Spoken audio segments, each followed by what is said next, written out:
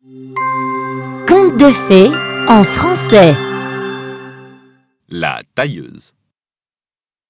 Il était une fois, à Ziphoria, une époque où la couleur n'était pas seulement portée, elle était possédée. L'aristocratie monopolisait les droits sur les tissus colorés, en faisant le symbole ultime du pouvoir.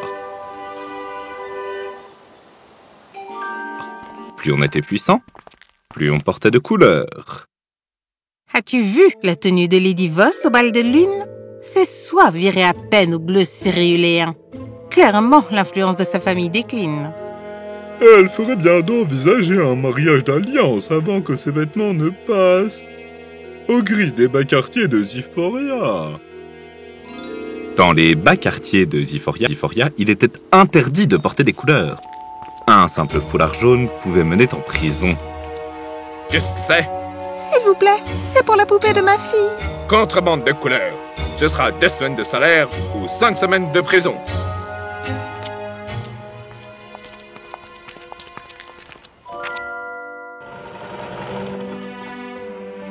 Dommage que tu ne puisses pas coudre la moitié de ces croquis.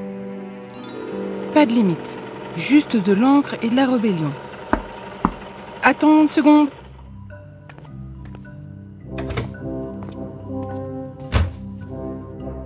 Je l'ai. De la soie chromatique? Comment? On ne demande pas. Les riches de la haute Ziphoria ne font pas très attention à ce qu'ils jettent. Je vais enfin pouvoir tester ma théorie.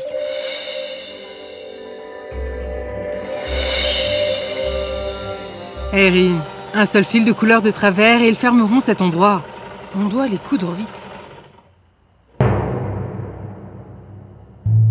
Baissez la tête, les filles. Pourquoi ont-ils si peur qu'on porte des couleurs? Ce n'est pas de la peur, petite, c'est du contrôle. Que s'est-il passé? Les puissants ont décrété que seuls dotés d'une sensibilité raffinée étaient dignes de porter des couleurs. Oh, et que les esprits simples ne sauraient pas gérer la complexité émotionnelle que demandent les couleurs. Attention à ce que tu dis. Tu lui as dit? Comment? J'ai étudié les chutes de tissus de l'usine. Les soies vivantes ne réagissent pas qu'à une sensibilité raffinée. Je crois qu'elles réagissent à toutes les émotions humaines. Thomas, la couleur est un droit de naissance pour tout le monde. Pendant 3 semaines, elle dormit à peine. Le tissu défiait tout ce qu'elle savait des textiles. Il n'était pas programmé, il était vivant d'une certaine manière. Pas vivant comme les plantes ou les animaux, vivant comme des sentiments. On ne fait pas que afficher la couleur, n'est-ce pas? Intéressant. Tu as encore raté les annonces du couvre-feu. Les gens commencent à parler. Regarde ça. Ça ne réagit pas qu'aux émotions. Ça réagit à tout. Chaleur, son, toucher. Comment? C'est comme un lien entre le tissu et celui qu'il porte. Que ressens-tu? C'est chaud comme quand quelqu'un te serre dans les bras. Il montre tes sentiments. C'est quoi ça? Quelque chose que j'aimerais que tu essaies. T'es folle? Si on me voit porter de la couleur? S'il te plaît, Lyra, fais-moi confiance. Je l'appelle la soie empathique. Je peux la sentir. Qu'est-ce que ça fait? C'est comme si elle me connaissait vraiment. J'ai passé toute ma vie à entendre que la couleur n'était pas faite pour des gens comme nous. Ah, Erin, qu'est-ce que tu fais exactement avec ce tissu? Je crois qu'il amplifie les émotions. Pour la première fois de ma vie, je me sens vraiment vue. Et si ce que quelqu'un ressent au fond de lui, c'est de l'arrogance ou de la haine? Alors il faudra être très prudent sur qui pourra en porter. Il faut qu'on montre ça aux autres. Une révolution, une étoffe à la fois. La révolution ne commence pas toujours par de grands gestes, mais par de secrets si petits qu'on peut les cacher contre sa peau. Pour la première fois depuis des générations, les bas quartiers de Ziphoria portaient de la couleur. Pas comme un symbole du pouvoir, mais comme un reflet de ce qui avait toujours vécu en eux. Les couleurs étaient discrètes, juste assez pour raviver l'espoir. Tu ne comprends pas ce que ça fait. Un garçon qui n'a jamais parlé en classe. Je lui ai donné un marque-page fait avec ton tissu. Hier, il a levé la main pour la première fois. Les gens s'attardent comme des papillons. attirés par le parfum des fleurs, à mon étal. Les gens veulent savoir d'où viennent ces merveilles. Pas encore. Si la haute ville découvre ce qu'on a fait... Mais c'est pas assez. Lyra, l'aristocratie ne nous laissera jamais faire sans réagir. Il faut qu'on soit plus malin. Cela veut dire prendre plus de risques. Je sais, mais est-ce que ça n'en vaut pas la peine? Le prince Darius n'était pas comme les autres aristocrates. Fils, tu as encore manqué la réunion du conseil. Une autre discussion sur les mesures punitives pour les bas-quartiers de Ziphoria? Il y a des rapports sur la contrebande de tissus colorés dans les bas-quartiers. Des vêtements qui réagissent aux émotions, comme des soies vivantes. C'est impossible. Apparemment non. Lady Isolde souhaite instaurer des contrôles aléatoires de couleurs. Pourquoi faire? Punir les gens pour leurs sentiments maintenant? Votre Altesse, si la ville basse a accès à ces tissus, cela pourrait déstabiliser tout l'ordre social. Ah, l'ordre social. Peut-être qu'il aurait bien besoin d'être déstabilisé. Attention à ce que tu dis, fils. Combien de temps avant qu'ils demandent pourquoi nous méritons la couleur et pas eux? Ils acceptent ce qu'ils doivent accepter, comme nous tous. Peut-être est-il temps d'aller voir ces tissus émotionnels de mes propres yeux.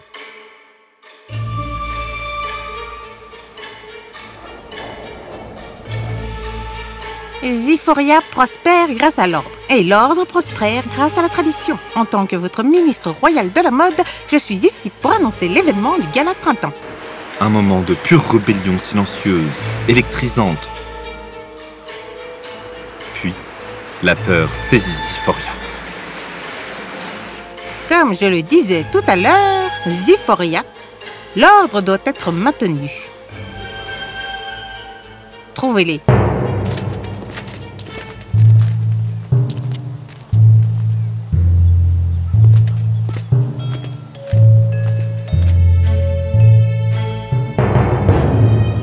La répression de Lady Isolde commença. Où as-tu ça?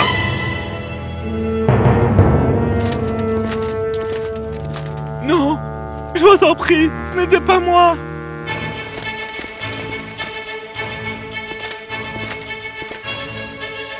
Nous avons un nom, ministre. Une tailleuse. Aérine. Parfait. Amenez-la moi. Quand elle tient notre bébé, son écharpe elvire a une teinte violette si belle. Et combien de temps, Claudie, elle remarque? Hein, qui nous enlève même ce petit bonheur. On doit arrêter. Ce n'est plus seulement du tissu maintenant. C'est la guerre. Ils ont fait une descente dans le quartier des tanneurs. Je l'ai vu! Juste au moment où la révolution semblait lui échapper, Elle n'a rien fait de mal! Rien fait de mal, tu dis. Non.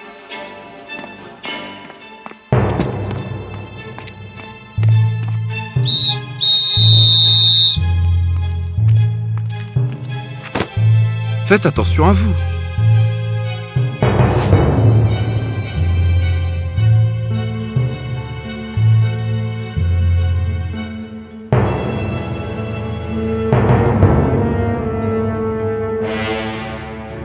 Tu n'as rien vu. Ce tissu... Attends, comment as-tu fait ça? La voilà, la traîtresse des couleurs.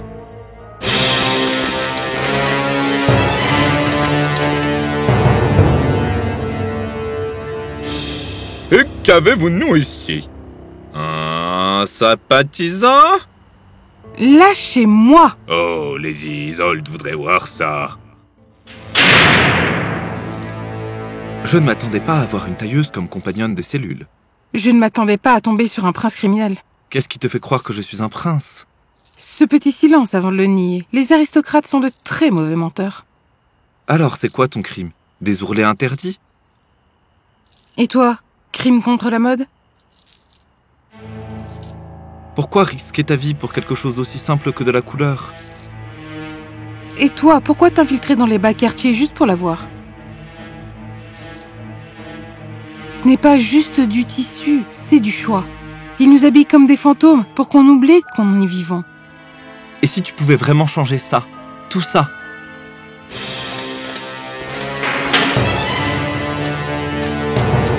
Tailleuse, en avant.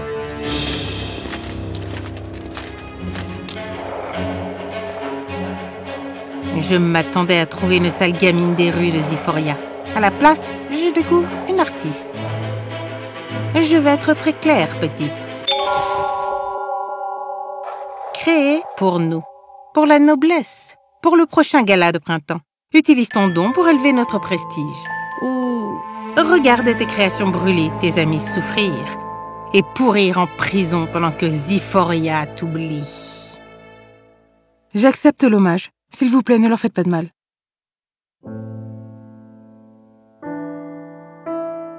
Ton talent mérite d'être ici, tant qu'il est au service des bonnes personnes. Tu auras accès aux plus belles matières de tout Ziphoria.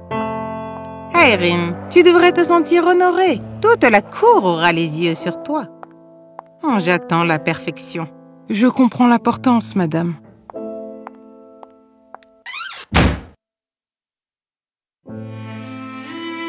À chaque fois qu'elle voyait toutes ces couleurs qu'elle n'avait jamais eu le droit de porter, de toucher ou de tisser, sa rage silencieuse alimentait sa rébellion. La nuit, Aeryn tissait une robe entièrement faite de soie empathique. Son plan secret exposait la noblesse, bâtie sur le mensonge et l'apparence. Mais elle avait besoin d'aide. Tailleuse, on t'attend. C'est toi! Désolé que notre conversation en cellule ait été interrompue. Alors quoi maintenant? Tu vas me dire que les lois sont là pour une bonne raison? Non, tu as raison. C'est injuste. Les lois sur la couleur sont faites pour contrôler, pas pour respecter une tradition. Alors aide-moi à les abolir. Viens. C'est fait de pure soie empathique. J'ai entendu parler de ton travail. C'est incroyable. Tu vas me dénoncer?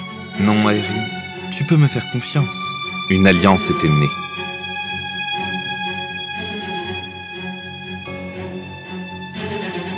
Aeryn, toute la base Ziphoria prépare une manifestation pendant le gala. Quoi? C'est pour toi?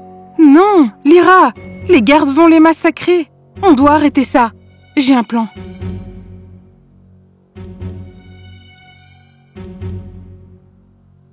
Le soir du gala, Aeryn fit livrer une robe blanche à la princesse Lara, la sœur du prince Darius, qui ignorait tout de la véritable nature de la robe.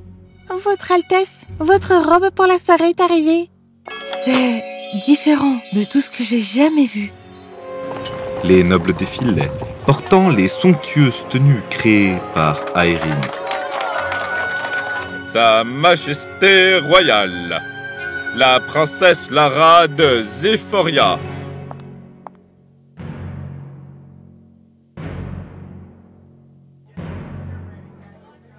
Au moment où la princesse Lara passa sous la lumière du grand lustre, sa robe ne resta pas blanche, elle changea, devenant un mélange de bleu doux et d'or, la gentillesse, puis de profond violet, l'empathie. Qu'est-ce que c'est? Toute ma vie, j'ai caché qui j'étais vraiment. Je n'ai jamais vraiment approuvé les lois chromatiques, et mon frère Darius non plus. Garde, arrêtez la tailleuse. Elle a ensorcelé la princesse. C'est moi. Voici mes vraies couleurs. Personne ne la touche. Darius, recule. Non, J'en ai assez de cette mascarade. Vous ne voyez pas à quel point nous sommes devenus vides? C'est un tour de passe-passe. Ce tissu, cette sorcellerie, n'est qu'une dangereuse manipulation des esprits. manipulation ou vérité? Tu laisserais une simple tailleuse défaire des siècles d'ordre établi? Ordre ou contrôle? Vous passez votre vie à faire semblant de croire que vos titres vous rendent supérieur. Mais ce tissu ne vous change pas. Il révèle simplement qui vous êtes déjà. Si vous n'avez rien à cacher, vous n'avez rien à craindre. Alors prouvez-le. Ridicule. Très bien. Le tissu resta gris, sans vie. Pourquoi ça ne change pas? Il semblerait que votre soi-disant magie échoue, tailleuse.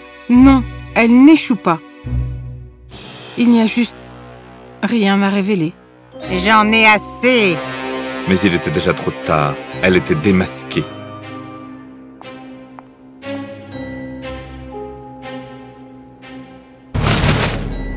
Stop! Zipporien, pendant des années, on vous a dit que la couleur appartenait aux privilégiés. Mais ce soir, je mets fin à ces lois. La couleur vous appartient, Zipporia. Préservez la tradition, princesse. Une tradition qui étouffe les plus faibles ne mérite pas d'être préservée. Je crois bien qu'on a gagné. Le violet te va bien. J'ai 65 ans. Jamais cru que j'aurais porté de la couleur. Prêt? Mène-nous, professeur. C'est incroyable. Une académie royale où tout le monde ayant du talent pourrait étudier.